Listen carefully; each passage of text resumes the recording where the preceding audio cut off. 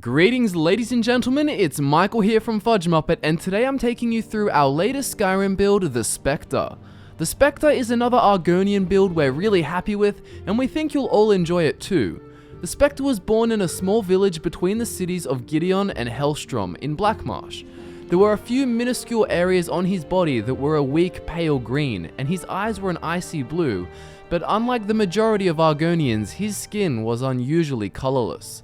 Because of this, he was given a nickname in the Argonian tongue which basically translated to ghost or spectre. The Spectre lived amongst a tribe of hunters and hunted everything from hackwings to were-crocodiles. He was trained in the ways of stealth and predation and excelled beyond the talents of others. He was a pure hunter and always longed for methods to further improve his lethal ability. The Spectre, however, did become bored with were-crocodiles and wanted more of a challenge. He desired smarter prey to kill to push himself and master the way of killing. As many in his tribe expected, the Spectre one day separated from the group. He moved to the city of Gideon, where he took up bounties hunting criminals to make a living.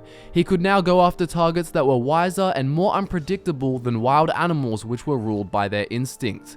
Many of these bounties involved the Spectre cleaning out entire bandit camps, and he never returned any of his bounties alive. Money was not a primary concern by any means, and his job required him to be out in the wilderness of Blackmarsh for weeks at a time. This isolation and sole focus of only hunting people warped his mind, and eventually the Spectre never came back to collect his bounties. He just stayed out in the swamps and jungles of Argonia, killing anyone or anything for a thrill. It seemed he was almost ruled by his instinct now, but he was a more powerful killer than anything he'd ever encountered. Many people went missing from nearby cities, and eventually a Nord bounty hunter from Skyrim was messaged for. This bounty hunter specialized in taking down assassins and returning them alive. He could even survive in the lands of Blackmarsh and took bits and pieces of alchemical and magical practices to efficiently beat stealthy targets. Knowing how the best of killers approached their targets, the Nord set a trap for the Spectre. The Spectre saw the Nord walking through the jungle, and taking him for an unexperienced mercenary, he launched an attack at him from behind. The Nord, however, spun around with lightning reflexes, almost as if he had been standing there waiting to be attacked. The Nord disarmed the Spectre, and the two grappled on the ground before the Nord ended up on top. The Argonian was incredibly tough to defeat, however the Nord was well prepared. Taking a poisoned crossbow bolt from his belt, the Nord used the bolt as a dagger. The poison used was a paralysis poison and would last for 2 minutes. Luckily for the Nord, he had a whole vial of the toxin, and after using the bolt, he tied the paralyzed Spectre up, poured the vial down his throat, and took him back to Gideon. From here, the authorities and the bounty hunter exchanged the Spectre, and the Spectre overheard their conversation. The Nord would now return to his homeland of Skyrim, where there was plenty of work to be done. The authorities took the Spectre and placed him in solitary confinement in a maximum security prison just outside the city. No prisoner had ever left this building, and those kept inside it were often there till death. The Spectre spent weeks in the prison, but through methods unexplained, the Spectre somehow escaped, leaving 3 prison guards dead. He found escaping quite easy, and as usual longed for another test. He decided he would hunt people like him and headed to Skyrim to find the one man who could best him. He planned to track him down and kill him, not for revenge, but for the excitement of the challenge. Arriving in Skyrim, he is of course caught on the border and will again escape confinement. On a hunch, the Spectre headed to Windhelm in search of the bounty hunter and stumbled across the entire Aventus Aretino situation. He gets wrapped up in this and will join the Dark Brotherhood so that he can have more opportunities to hunt.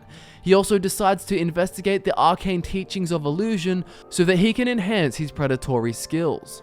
He never wants to be captured again, and knows that if he can become invisible, he will have a massive advantage. He will eventually find through experimentation that if he uses a muffle spell and then invisibility, he actually looks like a real Spectre, a ghost. This allows him to intimidate people, which is part of his strategy. He will also use the illusion spells Frenzy and Rout to strike fear into enemies and make them fight each other. The Spectre also hunts using a Nordic carved dagger, as this reminds him of the dagger he once used in his tribe. He also wields this in combination with a Nordic carved axe when in open combat. He only wears ragged trousers, as this also reminds him of his tribal days. He relies on very little equipment to hunt. Besides the Dark Brotherhood, you'll also want to do any other assassination quests, and also the Markarth prison quest. Never be afraid to go to jail, as escaping is definitely a fun thing for you to do. So now you know your gear, spells, main motives for quest choices, and your backstory, let's look at the skills.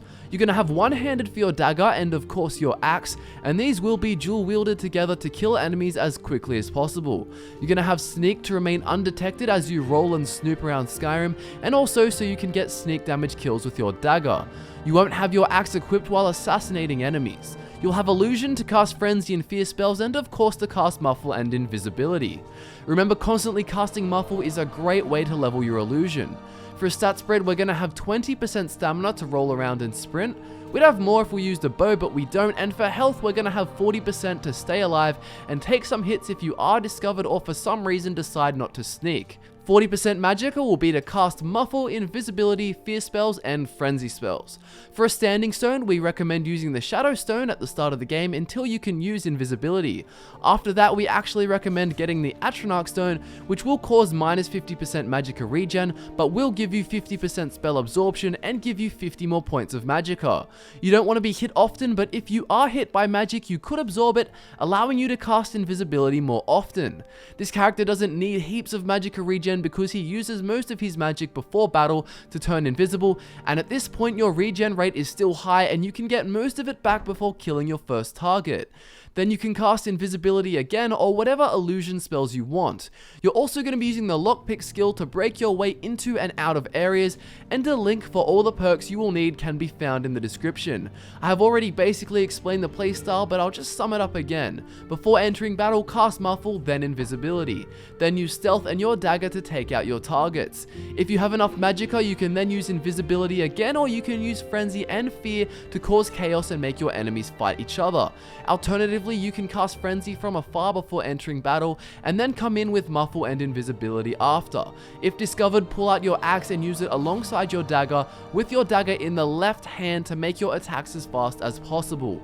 Use dual wielding power attacks and even cast fear spells too while you cut down your prey. And that wraps up this week's Skyrim build, the Spectre. Thanks for tuning in, and be sure to subscribe for more Skyrim builds and of course Fallout 4 builds.